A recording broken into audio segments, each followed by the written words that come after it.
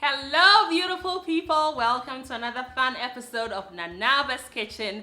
Today we are preparing fried chicken, Ghanaian style, but of course, you know I'm going to tweak it my way.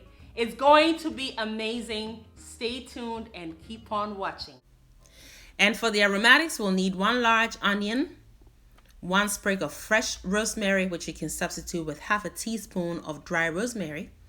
We have some dry chili flakes to bring us that seasoned kick.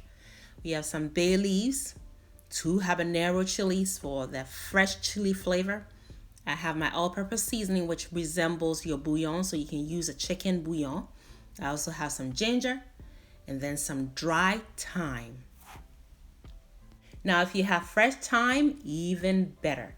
We're also going to introduce some licorice flavor, which works so well with meats, especially chicken. So I have a combination of fennel seeds, that's what you're looking at right now, and also aniseed. So it's like double licorice punch, which is going to be perfect. Then we have our salt to taste, and the amount is per your own preference, as I always say. And we have our black pepper, as well as some garlic.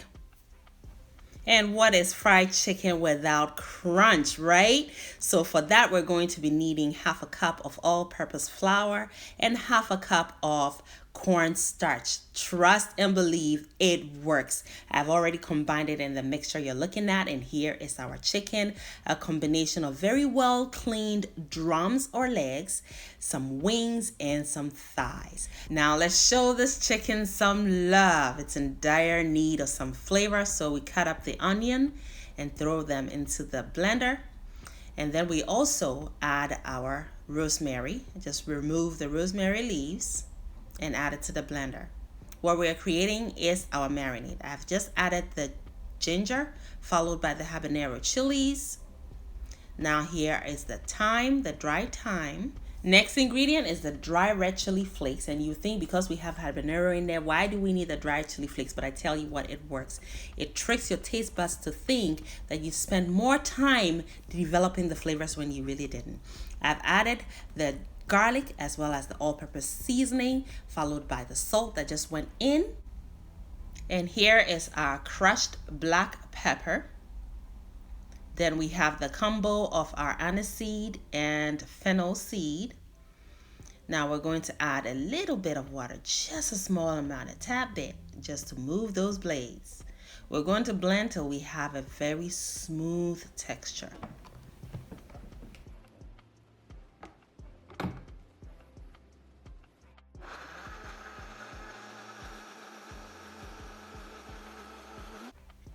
Now for my chicken drums, because they are the meatiest aspect of the bird, they need to have the marinade penetrate them all the way to the bone so they can take on the most flavor as well. So I score them, as you can see me doing.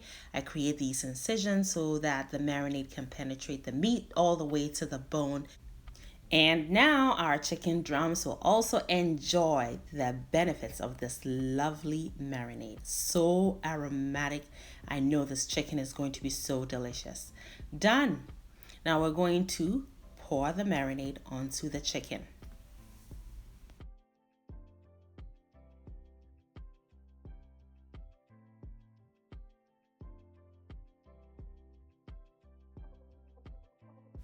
And we can rinse the blender afterwards with just a little bit of water so we do not have any waste, as that wasn't included in the blend. Now you're going to massage the marinade into the meat.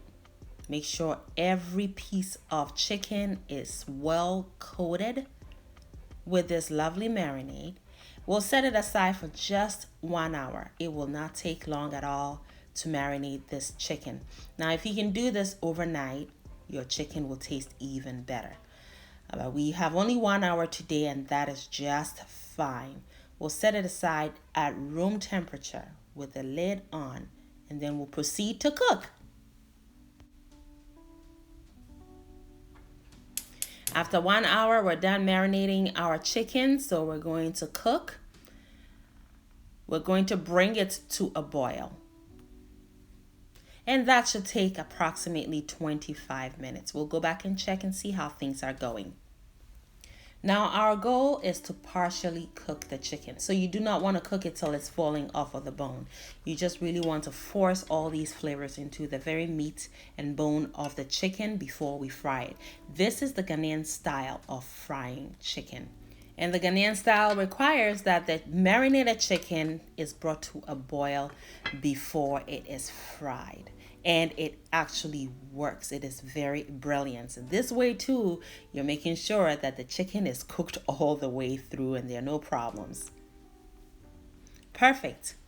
It took about 25 minutes. Now what we're going to do is remove all the chicken pieces from the broth. The broth we'll set aside and use it in other dishes that require chicken broth. It is a flavor loaded chicken broth. Just look at it. I cannot wait to create something with it. So we've set all of our chicken pieces on a cooling rack so that it drains a little more of the moisture because we're going to fry it. In the meantime, our oil is heating up. Now here is the combination of the all-purpose flour and the cornstarch. I've added some crushed black pepper, some salt, all-purpose seasoning. Use half a cube of chicken bouillon and you are in business.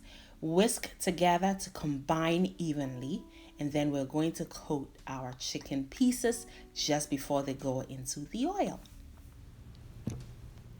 Now our goal is to lightly coat these chicken pieces. We do not want a thick layer, so dust off all the excess and then set it back on the cooling rack. That way the coating will adhere to the chicken skin before it goes into the oil. And when fried, you'll end up with a thin outer layer of crunch, which is absolutely superb. They're ready to fry. And the oil has been heating up, and to test that it's correctly heated, I place in a couple sprigs of fresh rosemary. You can also use some onion slices, and that also perfumes the oil, so that's like double whammy. Can't go wrong with that. Place your chicken pieces in there gently, being careful not to splatter the oil on you.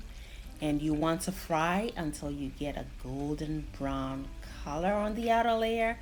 Now, because you coated it with the coating, the breading, you will also not need to fry it for too long. It'll brown before you know it. It took less than 5 minutes to brown these babies.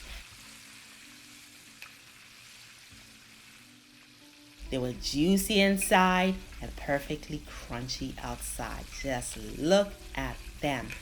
They're like, yes, sisters, we know we look good. All right, so take them all out and fry the second and last batch. We enjoyed these with our recently uploaded egg fried rice. It was a party in the house. Let me tell you what a hit that was.